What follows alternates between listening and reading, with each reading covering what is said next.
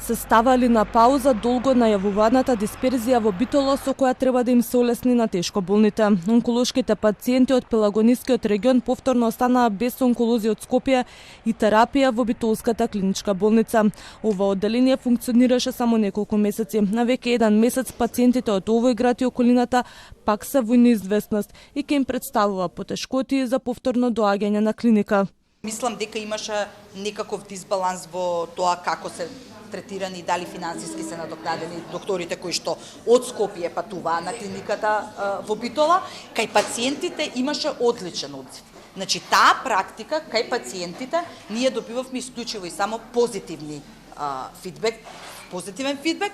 Зошто таа практика престана? Јас претпоставувам дека е финансиска импликацијата, бидејќи волјата кај докторите и кај клиниката сметам дека се уште постои.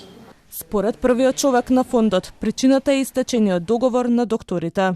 Јас колку што знам, треба да се обнови годишниот договор за онколозите од Скопје да одат во Битола. Тие се на годишно ниво. Претпоставам дека е административен проблемот. Јас сум сигурен дека на клиниката за онкологија се уште постои добрата волја да биде визитинг онколог од Скопје во Битола за водење на оно што е битолски пациенти, условно да кажам, или од тој регион. Онколошките пациенти алармираат и за недостиг на терапија. Според Клековски треба да има поактивно водење на залихите и сознанија за нивни потреби во секој момент.